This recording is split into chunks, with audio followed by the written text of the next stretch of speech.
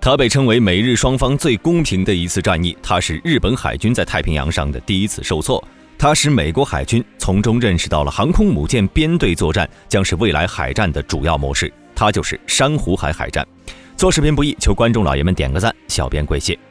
1942年春天，日本海军对于东南亚地区已经实现了基本占领，也就是在这时候，日本的进攻目标开始转向西南太平洋。出于战略考虑，日本将所罗门群岛的图拉吉岛划入了占领计划中，因为图拉吉岛的地理位置对于日军而言还是有很大的用处。如果日本占领该岛，那么就可以切断美国与澳大利亚之间的交通线，所以图拉吉岛的得失对于此时的太平洋战场来说是至关重要的。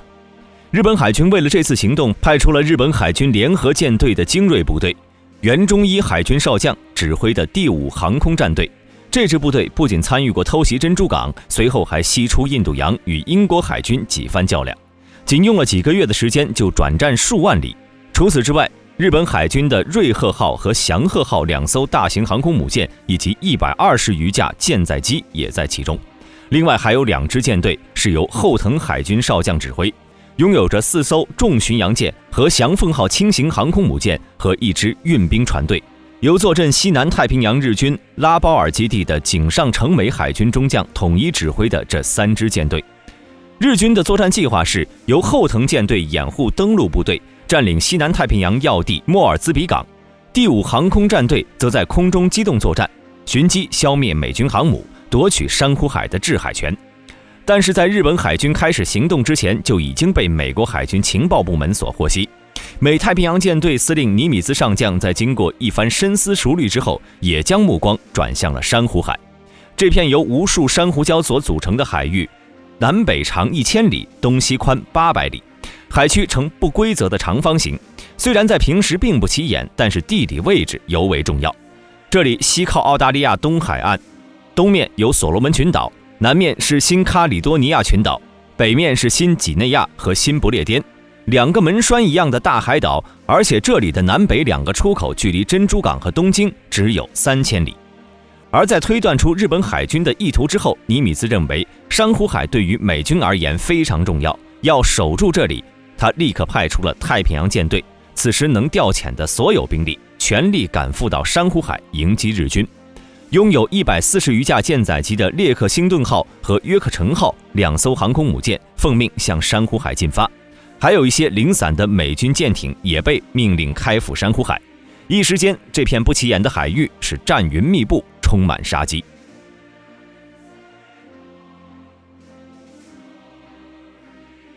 1942年5月3号，日军趁美军不备，迅速占领了珊瑚海东岸南端的图拉吉岛。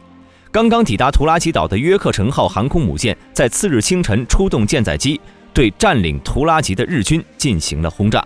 虽然效果较好，但是也暴露了自身的行踪。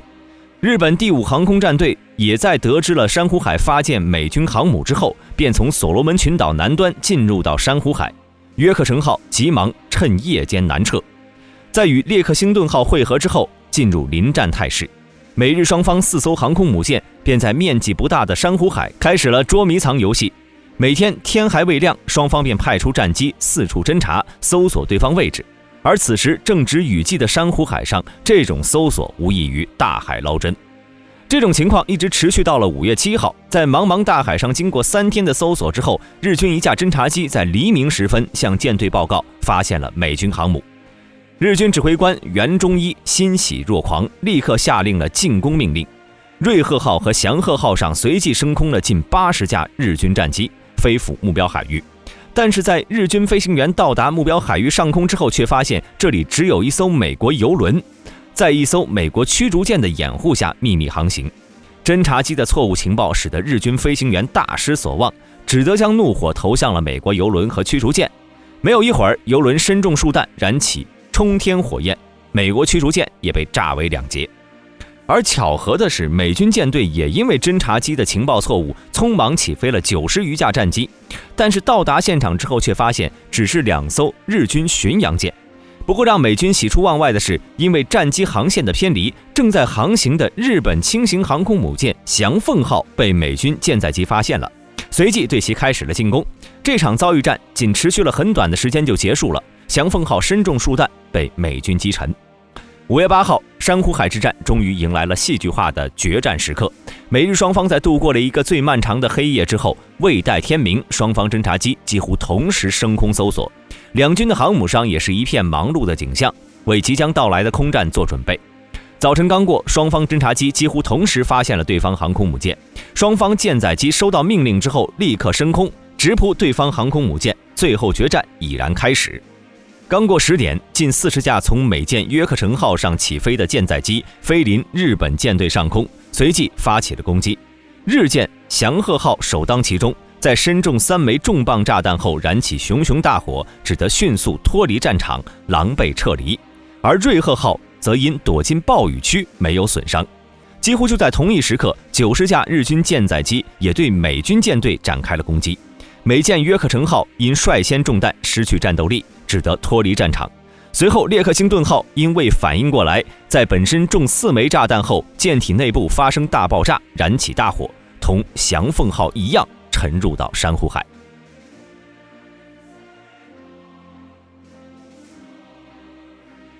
珊瑚海海战被外界普遍认为是在太平洋战争期间美国和日本双方最公平的一次战斗，因为双方的舰艇都没有直接碰面，而是由航空母舰上的舰载机完成的。这次海战也是人类历史上第一次以航母编队舰载机直接进行的交锋。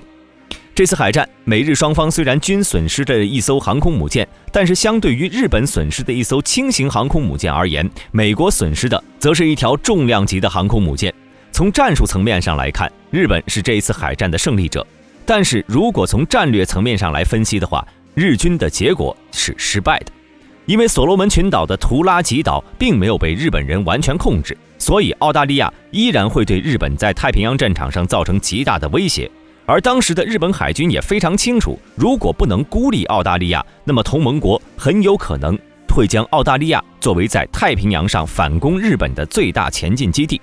而且更为重要的一点是，珊瑚海海战是日本海军从太平洋战争爆发以来第一次遭遇的挫折。这场战役可以说是重创了日本海军的士气。随后的事实也证明了，日本在珊瑚海战当中的损失虽然没有美国的大，但是由于美国拥有雄厚的工业基础，损失的战斗机和飞行员很快就可以补充到位，而日本方面补充能力则大大受限，也为此后的太平洋战争中日本最终落败其实早就埋下了伏笔。所以说这次海战是美军取得战略上的胜利。